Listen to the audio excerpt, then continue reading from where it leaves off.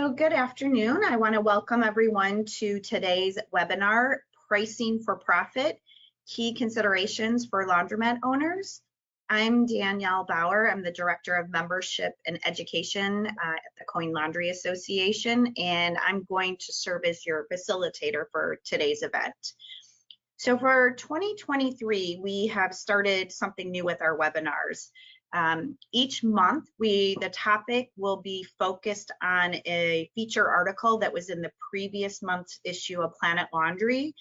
We thought that this would give our readers and attendees an opportunity to read on a topic and then have the chance to ask some of the people in the article more questions, kind of take a deeper dive on the topic. So the Pricing for Profit, as you can see, was featured in last month's issue. The cover is up there now that you should have received.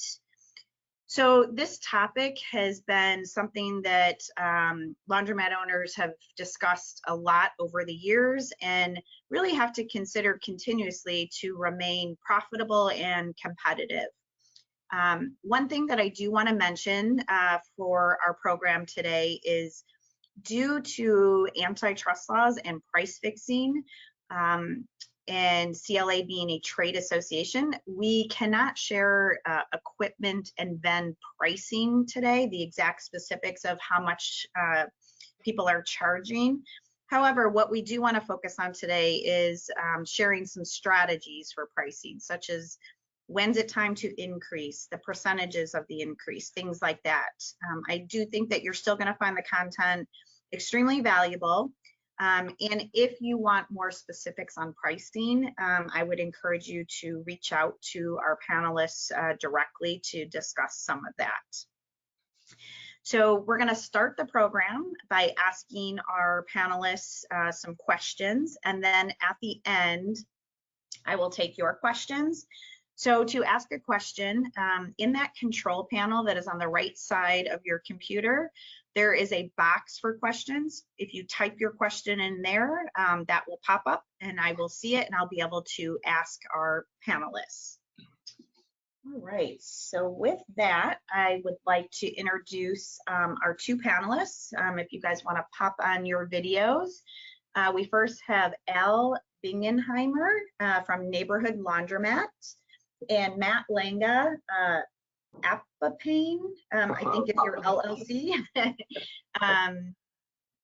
with us today.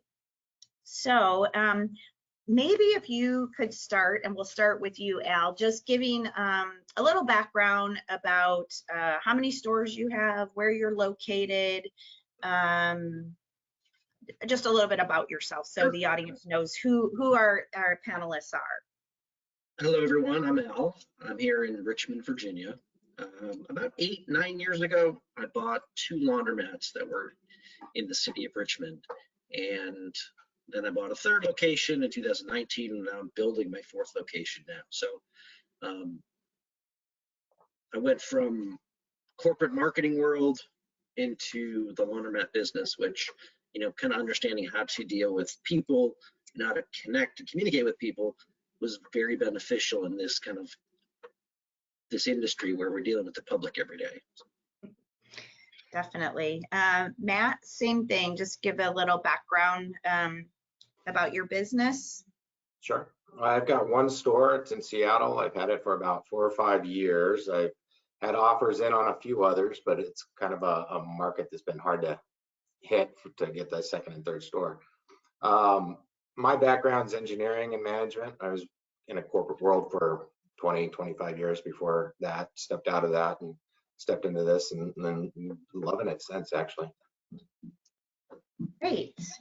So let's get into our first question. So Matt, we'll stick with you. So what is your pricing strategy for your self-service laundry business? Sure. We've got 3 revenue streams. So we've got a small dry cleaning part, we've got the wash, dry, fold part, and then we've got the self-serve. But what I really do is I start at the big picture of the profit and loss statement, and even maybe the balance sheet, but definitely the profits and loss statement, looking at the self-serve revenue. And I also know what my self-serve expenses are, but setting some margins, profit margins that I want to achieve, or profit targets for the year, and then I try to work it backwards, and then make it work from that. And so that's not always the easiest thing to do, and sometimes it's too broad to start that big, but it really helps me stay focused on the health of the business and what revenues I'm gonna need.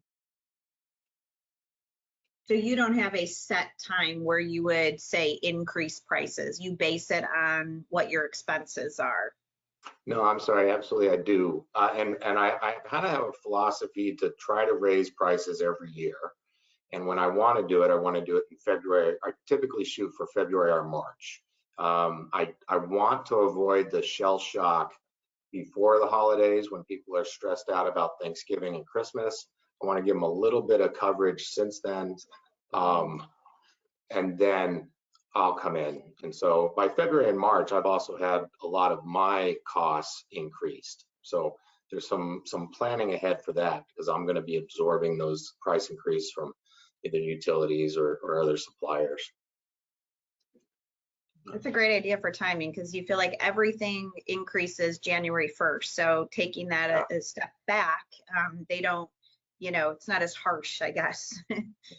I did try to do it before November, say October or November once, and then I realized I didn't go enough to cover some of my supplier increases.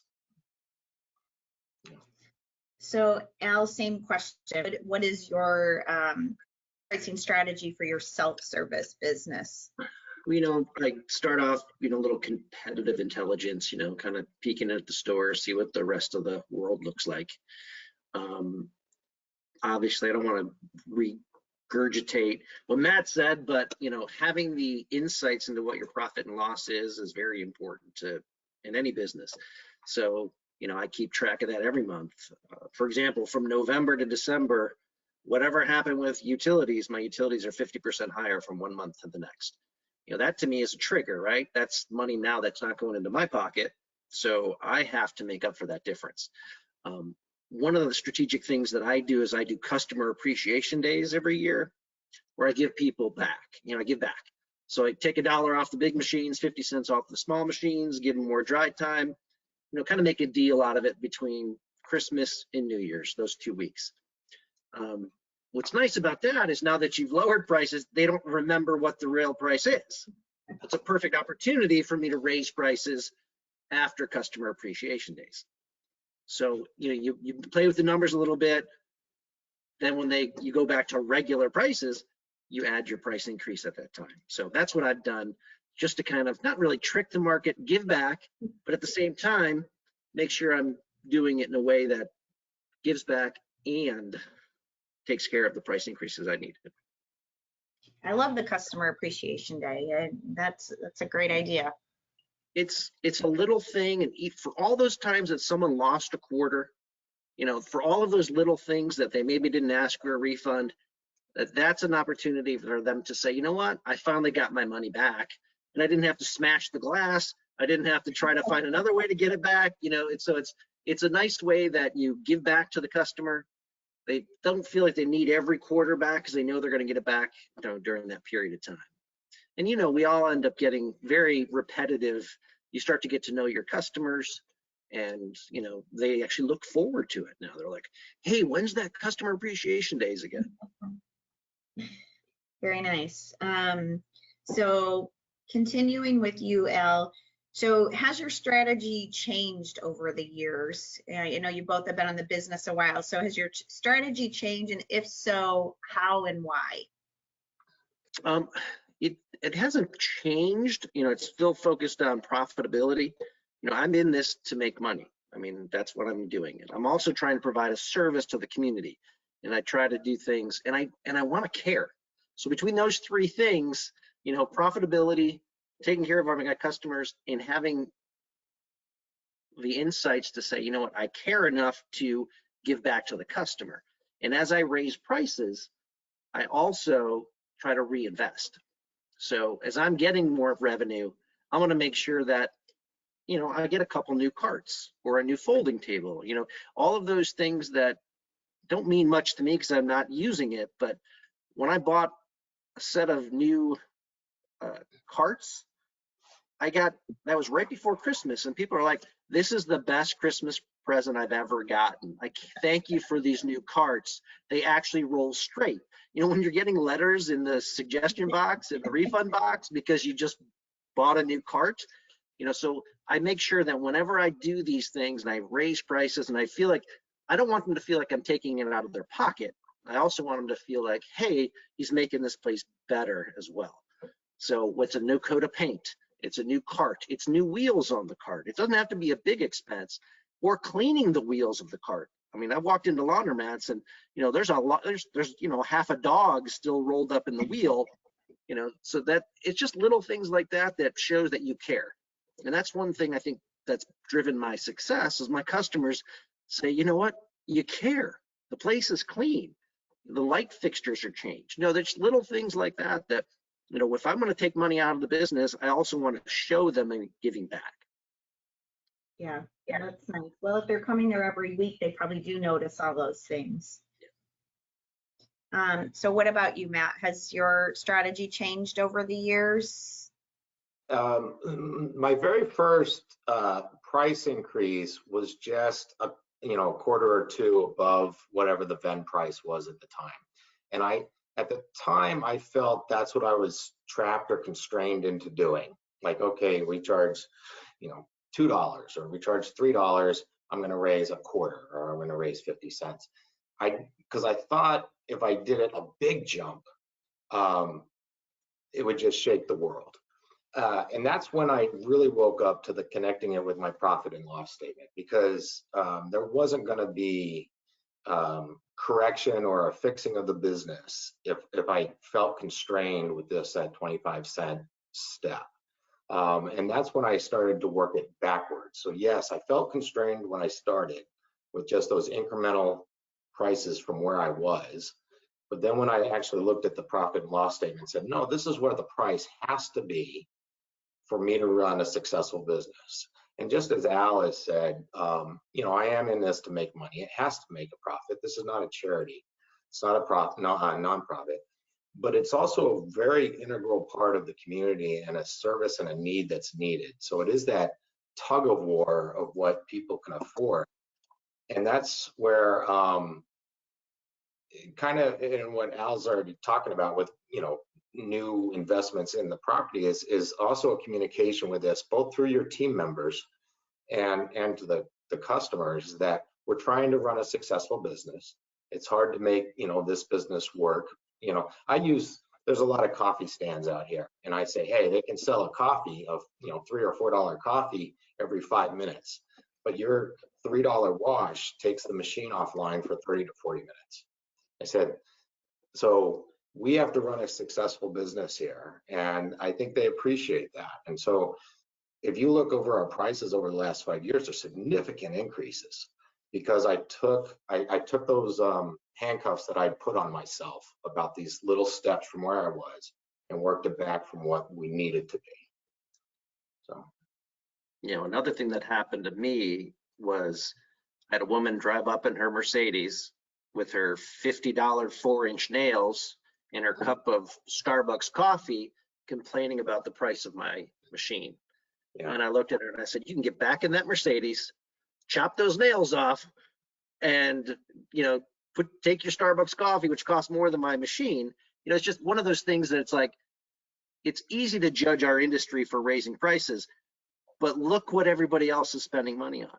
I have no trouble now raising prices when I see at the disposable income people are wasting between eyelashes, nails, you know what I mean? And those are the customers that I have. So, if they're going to yell at me for $7.75 for a 60-pound washer, then, but they'll pay $90 to get her, their eyelashes glued on. So.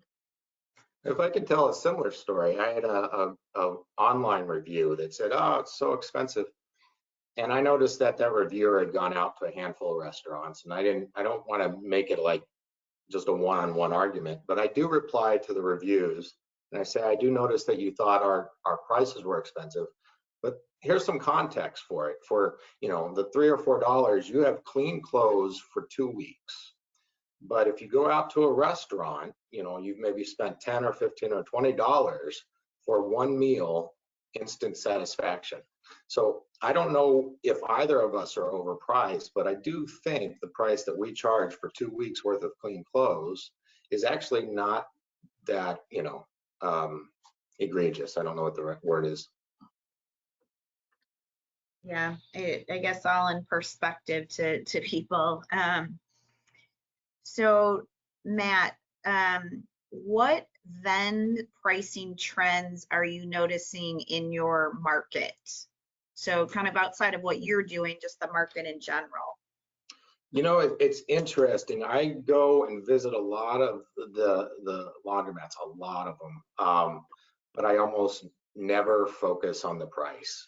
I'm really looking at the culture and the cleanliness and the other ideas, whether it's the signage. So to be honest with you, I really don't have a good sense of the prices around us. And part of the reason for that is I need to run a successful business. I want it to run for a certain length of time, however many years I'm in this, and I want to be able to turn around and sell it or pass it along. And so that almost is all irrelevant to the prices around me.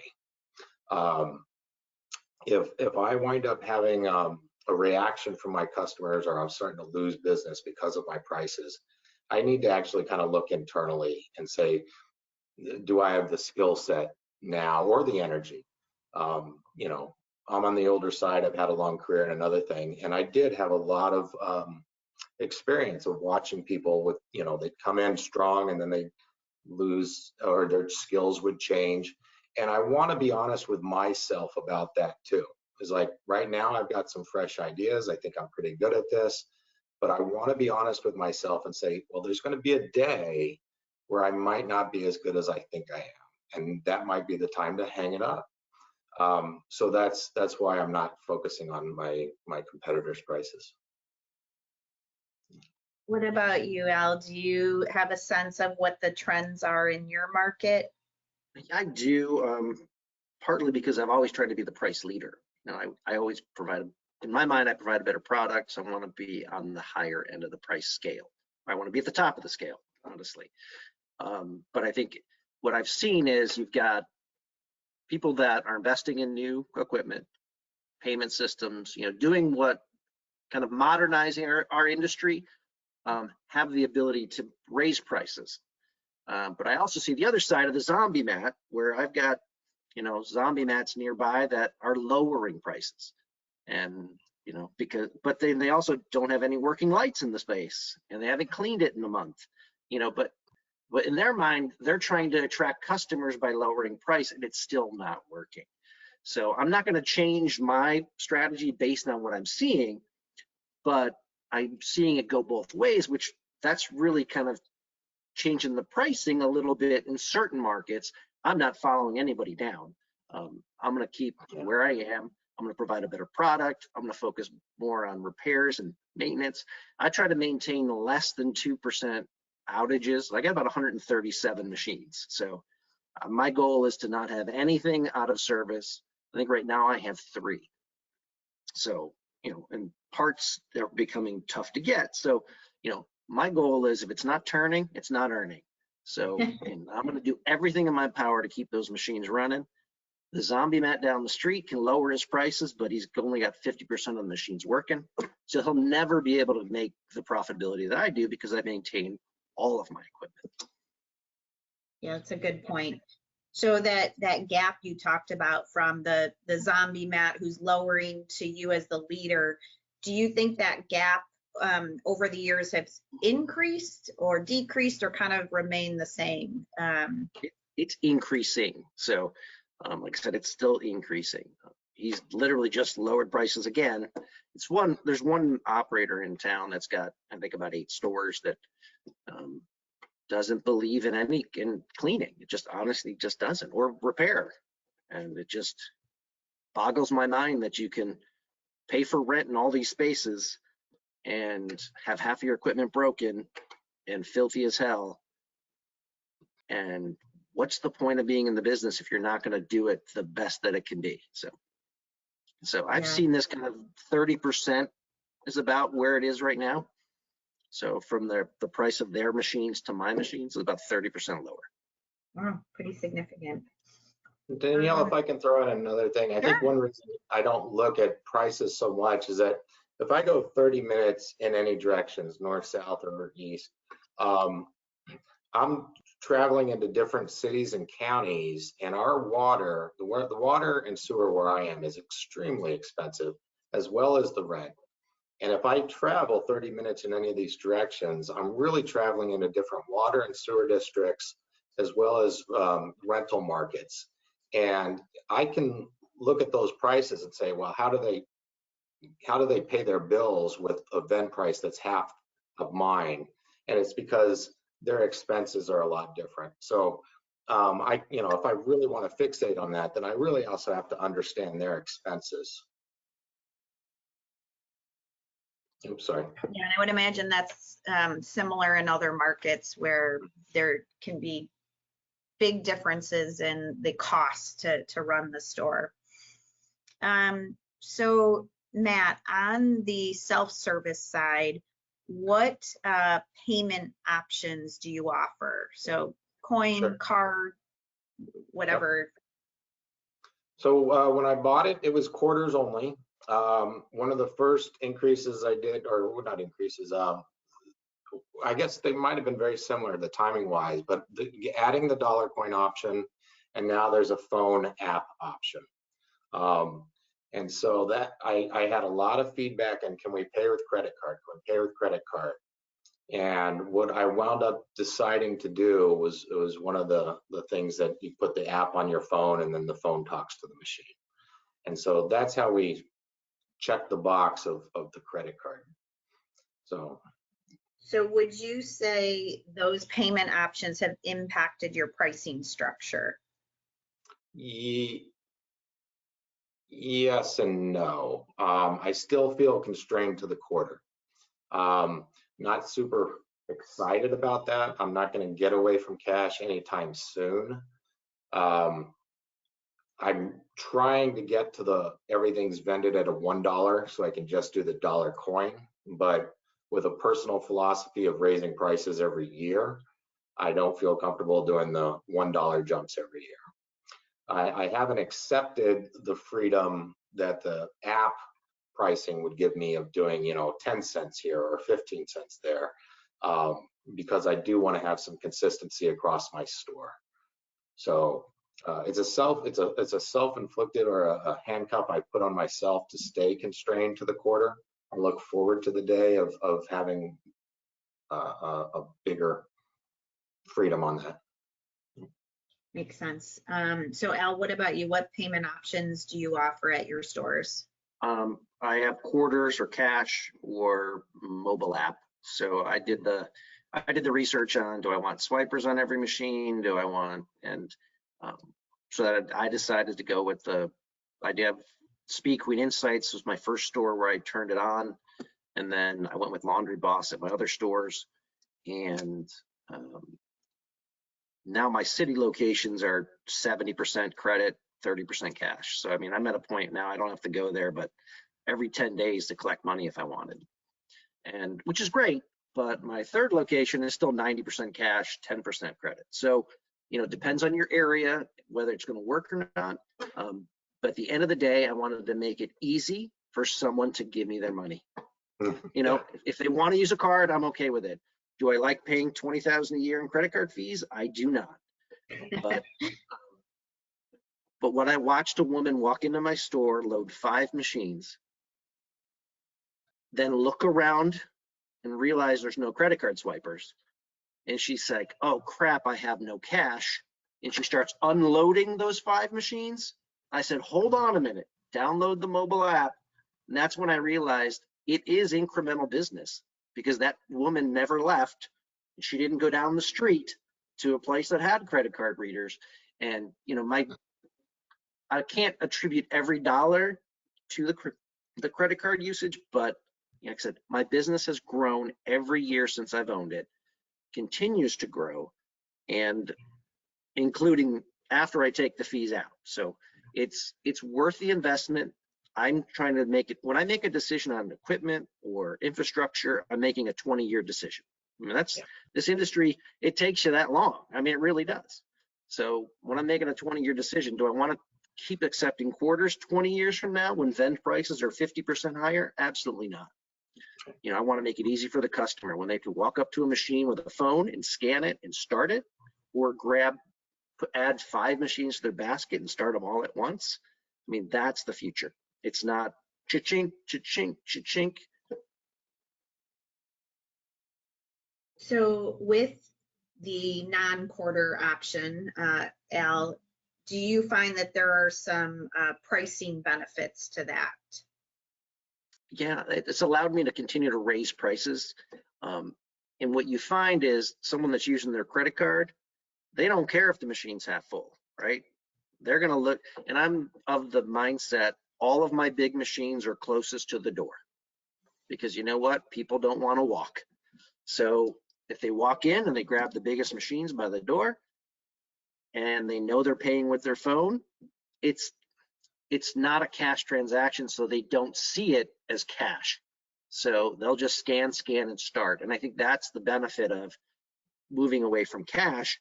I can tell you, when I'm trying to start a 60-pound machine with a handful of quarters and a couple of them get jammed, it's not fun. But watching someone scan it and start it in a matter of seconds, then, you know, and they see the smile on their face because now they hit the button and they walk out and they come back later, you know. So it's a different experience. It's a more pleasant experience, and the customer's not as price conscious when they make the decision using the card. Absolutely. Did you have something to add, Matt? I wasn't sure. Well, I can. One kind of anecdotal story, as I said, we also have wash, dry, fold, and the dry cleaning partnership.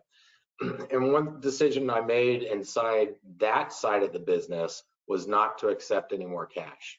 I just decided we're open till 10 o'clock at night. I don't necessarily want to have cash in my office or my attendants having to deal with it. And it took a lot of stress off of my attendants. So how does that connect to the self-serve side? The self-serve customers will come in, well, I don't want to get $20 in quarters. I don't want to get $10 in coins. And then we'll direct them to the credit card. We'll say, hey, you can use your app if you have a smartphone, and you can put this connection on. And then also to Al's point about people pulling clothes out of the wash. I've just had people say, oh, I don't have any cash. They're going to get in the car and they're going to go off. So, well, we do have this other feature. And when they learn that, they're like, oh, that's fantastic. I've gotten nothing but positive feedback about adding that as a payment option. Well, what's the statistic? Something like 92% of people own a smartphone, so it makes sense that would be an option that they want. So we're getting near the end of our questions. I see we do have some questions. Just a reminder to our attendees, if you have questions for Matt or Al, just type them into the chat box, the question box. So I want to transition a little bit to dryers. There's, I know on social media and the online forum and things like that, there's always a lot of discussion about opinions on free dry and full cycle dry method. So let's start with full cycle dry. Do either of you offer that? I do not, but I will on my next price increase, just because I'm at a point now where minutes per quarter, it just doesn't seem like enough. So, and when I'm charging a certain amount for a 60-pound washer and it only costs $1.50 to dry it, it just doesn't seem reasonable in my own mind. So I think full cycle is the future for, once we get to a point, vend prices are getting, they're high. I mean, they're not low, but they're going to continue to increase based on utilities and everything else. So for me, next year sometime, I'll go to full cycle dry. for all your stores? Is that sort of your, yeah. What about you, Matt? It sounds like maybe you don't offer it now, but what's your opinion about full cycle drying? Basically, my answer is almost identical to Al's. The whole quarter thing is getting to be a bit much, and it just seems like the necessary step for me to do within my store. So for my I've got two dryer philosophies that are counter to getting to that point though, and so I've got an internal conflict. One of them is I try to use pricing to direct people to the machines that aren't getting used. And so my top, if I have stacks, the top ones are loved, the bottom ones are neglected. So what I've done is I've given an extra minute on the bottom. And so I'm trying to, just through price, encourage some balanced usage. So I love this idea of the full cycle dry. So now, how does that going to mesh with the philosophy I've had for a little bit? I don't know how that's going to work. But what I ultimately like, connected either to full cycle dry or free dry, is the customer knowing when they walk in the door, I'm going to spend $10 and everything's going to be washed and dried. You know, that they just know the price when they go in. So we'll work that into further drier conversations, but I'm probably going closer to full cycle soon. So I don't think either one of you offer free dry. As we talked a little bit before this started, it's kind of a regional thing, but any opinions on free dry? I'm not interested in introducing it to this market, that's for sure. I mean, I'm a marketing guy, so I understand the marketing behind it. I just don't, I like the word sale better than I like the word free, or, in my mind, personally as an owner, as a consumer, hey, if I see the word free, that's not a bad thing. But as a business owner, it's a slope that I don't want to slide down, because I already have people in the marketplace making the price gap wider. I don't want to contribute to that myself. Yeah.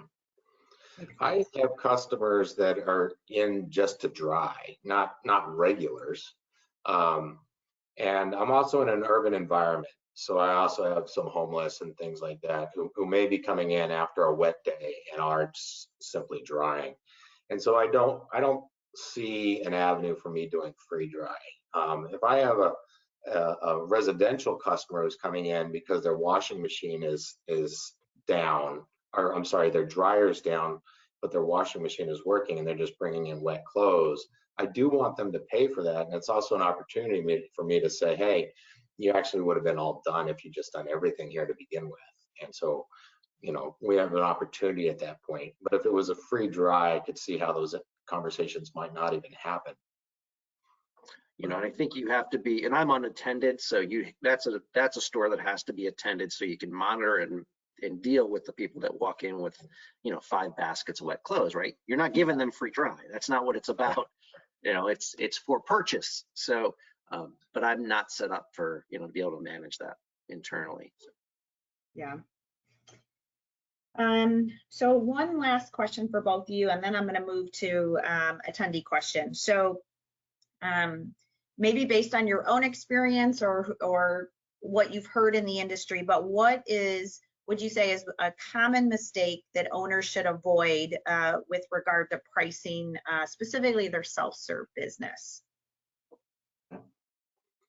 I'll start. I kind of have 2 on that. One is just from my own experience. I told you I felt constrained when I started of just going up a step from where I was, instead of looking at it from the big picture of the profit and loss and saying, this is where the prices need to be. And so once I looked at it from where they need to be, I just made the plan of how do I get from here to there as quickly as possible without really shell shocking the customers. So it's being a responsible business owner of saying, I need to make a profit. What kind of profit am I happy with? And then what are my prices from that? And then so I think it's that fear. The mistake is being the fear of that you can't get to the price that you need. And then the second mistake I think comes with age, the longer we own these things, is that maybe we've got a good profit margin, and now the business feels good enough, and we've stopped managing it or driving it with the same energy that a real, for lack of a better word, a capitalist business would be driving at. It's like, oh, I got 18% last year, I'm only getting 15% this year. It's pretty good. Well, that's going to bite you. It's going to bite you when you want to sell the business. It's going to bite you in other avenues of it. And so I think that's just one of those mistakes that we're all just going to be a little complacent and slide into. Yeah. How about you, Al? Yeah, it's just having kind of that awareness of your business. For me, it was, I wanted new equipment when I first bought my places. So do the research, I figured out what that's going to cost, so now that determines what my price is, right? Because I got to pay that equipment note. I've got to pay. So, I mean, it's strategically running your business based on where you want it to go. And for me, it was, I want more than one store. Now I've got 3, I'm building a 4th. Now I'm going to own the property. So I had I want to get away from renting. So to do that, I need money. And the only way, I want the business to fund itself. I gave it its money at the beginning. It needs to give it back now. So, having those, I think business intelligence, having the ability to, don't be afraid to look a little deeper at your business. I think I bought 2 zombie mats that were actually very busy. 50% of the equipment's broken. I fixed it all of a sudden, I'm making 50% more. And I'm like, wow, this is great. Now imagine if I got stacked dryers. Imagine if I put bigger machines. So, I got the bug early and I said, you know what, this is what I want. So to get what I wanted, I needed more money. The only way I'm going to get more money in this industry is to raise my prices or get more people through. And my stores were small. So to get the throughput, so I invested 200 G4. So, I mean, I really focused on how do I get people in and out faster so I can get more revenue. So think about all of those things. Some people are like, oh, I want 100 G machines because I want 50 cents more in the dryer. No. I don't want 50 more cents. I want the $5.75 vend price, or the, the $7 vend price 4 more times throughout the day. That was my goal. So it's just a different thought, but you have to have the information to make decisions. The profit loss, right? The turns, what machines are people using? And one of the nice things about the payment systems, you get that insight into the business that you didn't have before. I'm not going to count quarters from boxes. I don't have the time for that. But now I can run a report and make decisions. So don't be afraid to invest in your business to know what's happening, because a lot of people just don't know. And if you don't know where you can go because you don't know where you are. So you're kind of stuck, right? And it's scary, right? Spending money and investing in your business is scary. The idea of me having to pay for things rather than the business earning it and paying for it, yeah, that was scary at first. But you know what? Focus on your business, make a better product. Don't be afraid to be better than the guy across the street or down the street. And the customers will notice the difference, and you just got to continue to build on that. And I think that fear of, should I, could I, would I, that mindset has to change. Get the information, understand where your business is, where it can go, and then how to get there. And I think that I knew that right away, and I went and did it. And I did it a second time, and I did it a third time. I'm doing it a 4th time. So I've got the bug. So don't be afraid to dig deep into your business and know where it is, so you can take it somewhere different. Yeah, great. Oh, sorry, go ahead. Also challenge if you spend time in your stores, you're starting to create a personal relationship with your customers. And I think for many of us, that's an awkward situation. Because they will vocalize, wow, that price went up, that price went up. And now this is a personal relationship. I've talked to them about their kids, or I've talked to them about their job. and I'm the guy who controls the price. And so I think it's everything Al said is you also have a responsibility to your business, and you've got goals going forward. I loved one of the things Al said right at the very beginning is I buy new carts.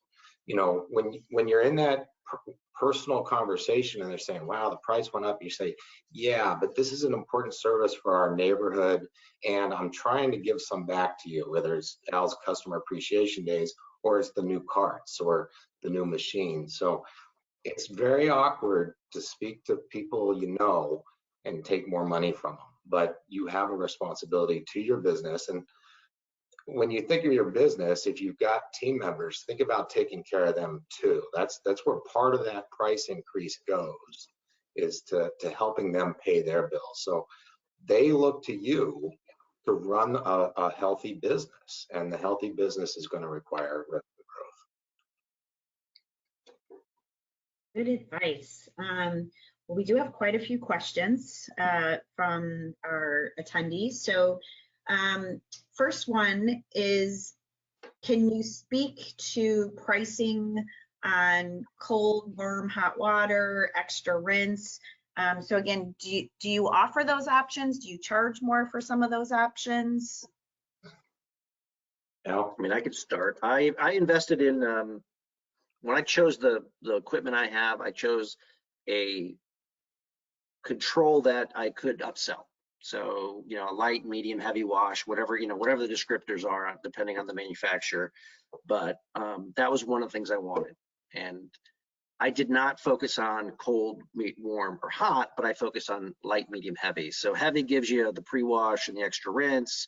You know, the middle of the road gives you, you know, longer wash, longer rinse, and then the what I call it express wash will be your light wash, get you in and out faster.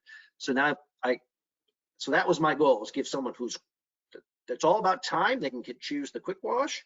Someone that just ran the tough mudder and is trying to wash all their clothes that are full of mud, they can do the, you know, the ultra and get it, you know, 2 washes and 3 rinses. So having that flexibility, you know, I see about 40% people choosing the, you know, the options. So that's additional revenue. I couldn't tell you where I read it, but I do remember reading that more choice paralyzes people. I think if it's done simply on your machine, where like, oh, do you want the extra rinse? It's step by step. It's a little different. But I've got 2 different face plates on the machines. One machine's got 9 buttons, and another machine simply got 3 buttons of the water temperature.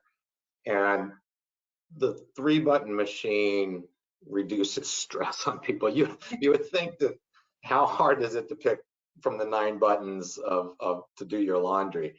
But people are constantly asking, well, what are the differences between these? And we've just found that if we simplify it, and so actually we're taking the options from the 9 buttons down to fewer choices. Part of the question is whether we charge more for the water temperatures. But so like Al, I do have 2 or 3 different pricing options depending on the features. I focus on my cost more than anything. Water is very expensive for me, and I think of time. You're renting the machine from me for a duration of time. So if you want to sit in the machine longer for 30 or 40 minutes, you're going to pay for that time. If you're going to want more water, you need to pay for that water.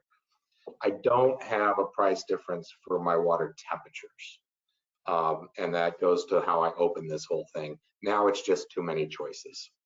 I need to pay for water. If you want more water, you need to pay for it. I need you out of that machine as quickly as possible for the next customer. So if you want more time, you need to pay for it. I just felt like if I'm putting a 3rd and a 4th option on there, I'm gonna blow up their brain. It's kind of true. Someone asked a question about, is this webinar available after? And I'm sorry, I forgot to mention at the beginning that this webinar is recorded. So anyone who registered, you don't have to attend. Even if you just registered, you will get a copy of this webinar within 24 hours. So you can go back through it. The next question has to do with retooling. I'm not sure if either of you have retooled, but they're wanting to know what to typically expect in revenue lift when retooling. So when you retool, did you have an expectation, maybe in percentage, of what you would increase your revenue to cover that? So I'll go first on this one. My retooling has been almost a no-brainer in the sense that when I went to the new machines, I didn't even need to increase revenue to help pay for it, because I was going from such inefficient old machines and that's how I justified my first equipment expense, is looking at my water usage from these old machines I was getting rid of to the new machines. I felt like, okay, I could even keep prices flat and I'm going to be able to pay my loan.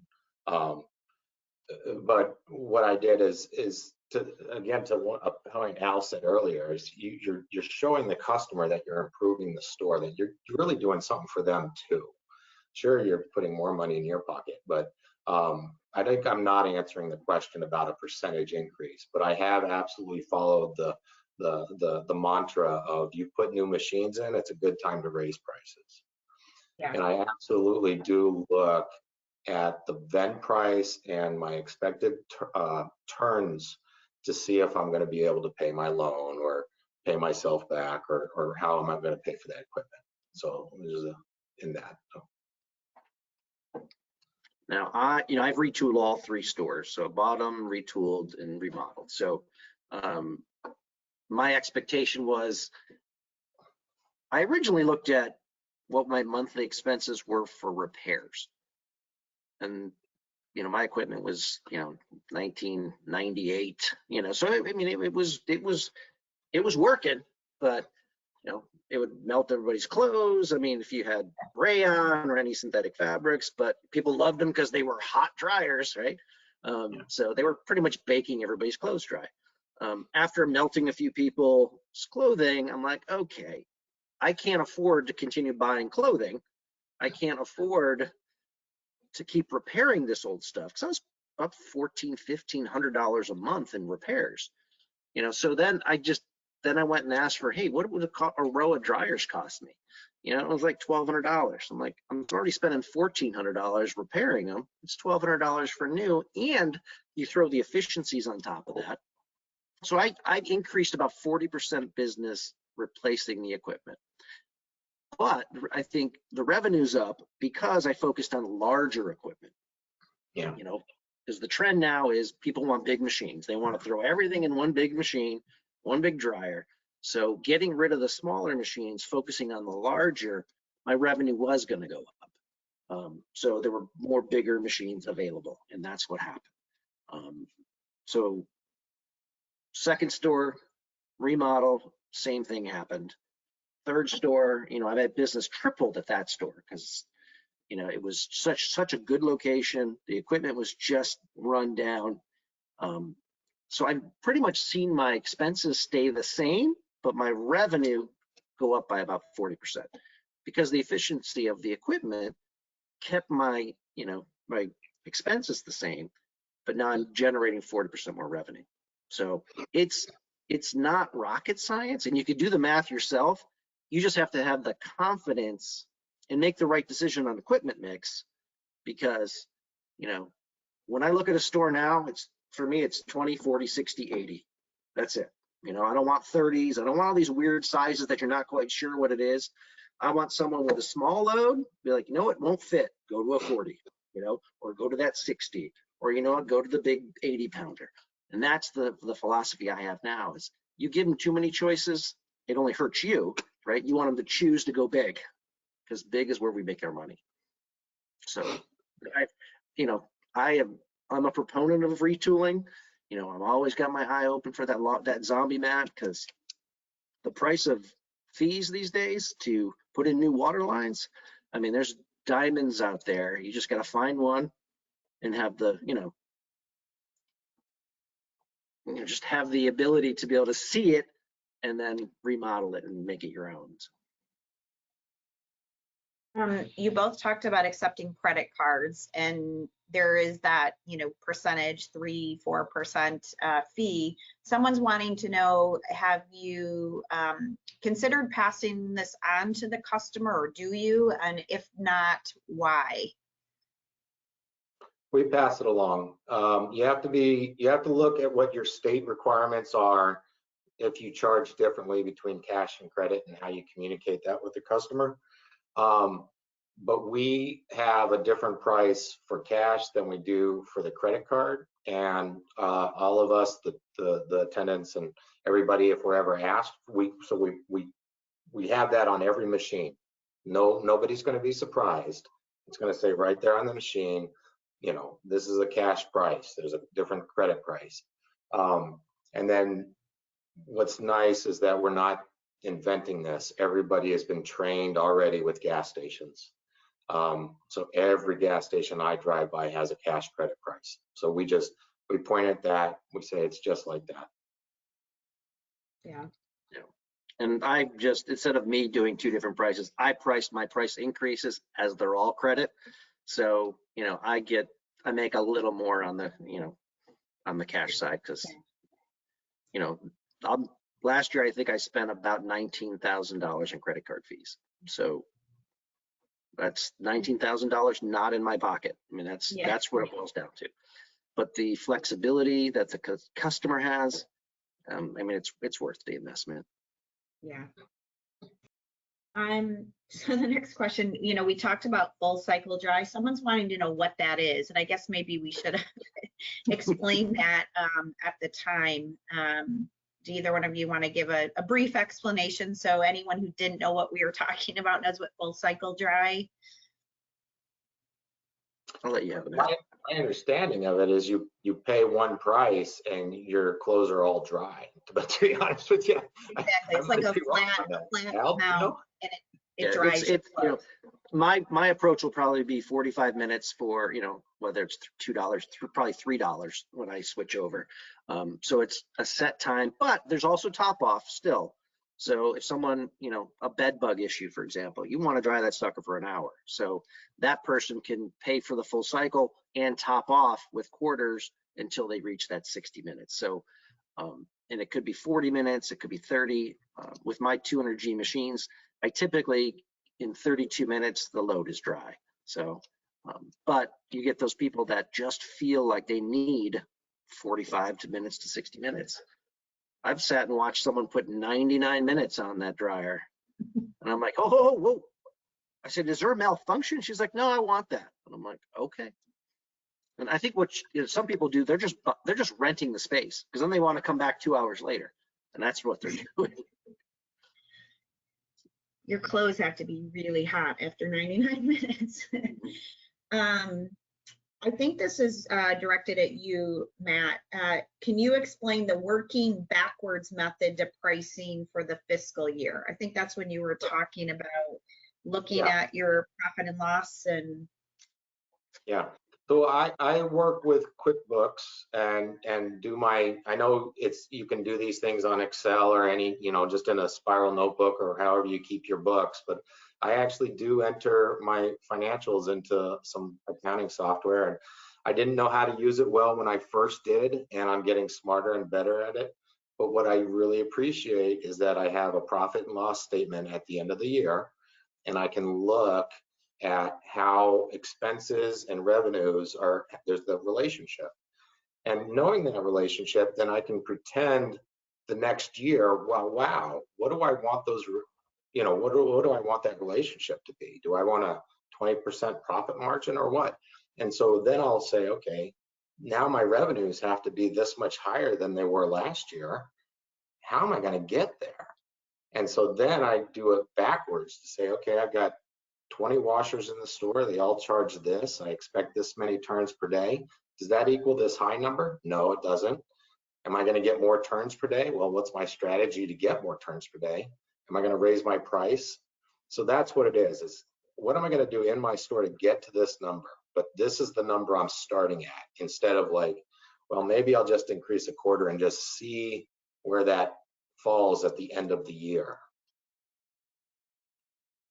Yeah, and I'll give a CLA plug here, but I'd love the state of the industry where I can get what are the average turns per day, what's the average vend price. I mean, all of that information is data that I use to make those decisions. You know, how do I back into a price or revenue It's all based on that information. Oh, 4.2 turns per day. That's the average. If I can beat the average, that's money in my pocket. So, I mean, that to me it's that business intelligence that you as a business owner need to be able to make smart decisions. We all have good gut instincts, but it's really nice when your gut is reinforced by the data. Yeah, well, thanks for sharing that. Yes, so just for everyone who's listening, CLA does do an annual survey each year of laundromat owners nationwide. We ask a bunch of questions. Some of it does have to do with size of store, number of machines, but we do ask about vend price, wash, dry, fold, pickup, delivery prices, employee wages. So a lot of the data that people are looking for, it is an average nationwide, but then we also break it down regionally. It's not by state, but it is by region, which I think helps because obviously a lot of those costs and things are different by region. So on our website, if you go to our e-store, if you're a CLA member, it's absolutely free. You can download the PDF. If you're a member, there is a cost to it. And we have the last couple years. Sometimes people like to look at year over year to sort of compare. So we're running out of time. So one last, I guess, kind of quick question for you, Al. You mentioned you do this customer appreciation day, but they're wanting to know if you offer any discounted days through the week. This particular person does 10% off wash and dry on Tuesdays and Wednesdays on slow days. Do you do anything like that, or just the once a year? You know, when I initially bought the locations, that was my plan, to maybe like a Wednesday, Thursday on my slow days, do like, you know, but I'm fortunate enough that I'm busy enough on every day that I didn't want to subsidize my customers on a specific day because I had the volume. So that's why I chose to do the once. I do it twice a year. In the summertime, I do it during my slowest months, right? Summertime when kids go back to school and they're not in university, and then I do it again at Christmas through New Year's. 2 slowest times in the laundromat, I offer the best deals.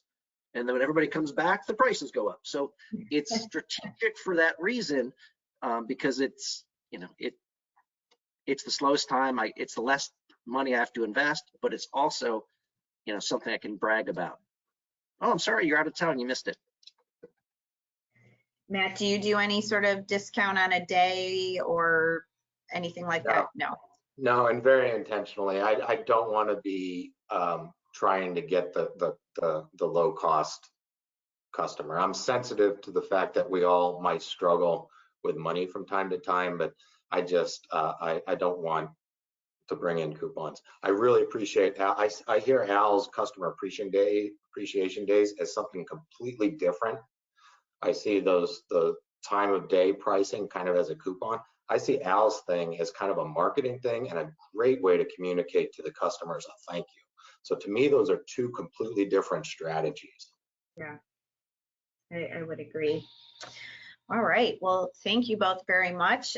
In the last, I'm just gonna take about 30 more seconds to share with you all some of our upcoming events. We do these virtual events once a month. As I mentioned, they focus on articles that are in Planet Laundry. So in April, we're doing growing your self-service business in a full service world. And May will be residential pickup and delivery. So if you go to our website, there's more details. They're both free, similar format to today, where we have some experienced owners sharing their perspective on these topics. We also do live face-to-face events. We brought back our local events we call CLA Connect Live. So posted on this slide is our upcoming events. So we've had one in Southern California and Florida already this year. North Carolina is our next one. Then you can see some others on the screen here. Again, if you go to this link on our website, you can find more information about exact location and how to register.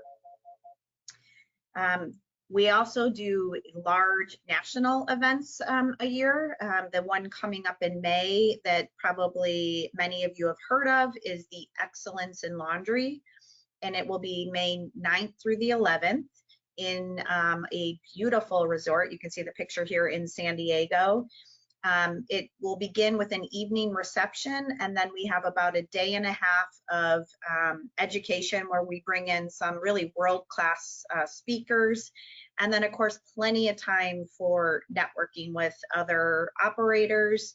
And of course, we try to allow little time at the end to enjoy the resort. There's golf and spa and all sorts of things to do there. So a really great event. There's also, we do exhibits of some of the products and services. So I know a lot of times people are looking for what's the best POS system or payment system. A lot of those vendors are there. You can see demos and talk to them. So it's a great place to kind of see what's new in the industry. Brand new this year, kind of tagging on to the Excellence in Laundry, CLA has started a Women Invented Laundry initiative, and we're doing our first full day event just for women. So that will be on May 9th, so the day before Excellence starts. We have some great speakers, and the focus is more on communications and building networks. Again, also a lot of networking opportunities to meet other women in the industry. Also, for a lot of the men on this webinar, I've had people ask, well, could my wife attend even if she isn't really involved in the business? Absolutely. The topics are really more business related with communications and networking. So you're going to attend Excellence and your partner would like to attend this event, we welcome anyone to attend. Same venue and everything. All right, well, Matt and Al, thank you so much for spending your afternoon with us and sharing so much good information. For those of you who haven't read the article, I would suggest you do that as well. And I hope to see you all at a future event. So thank you so much. Thank you. Thank you.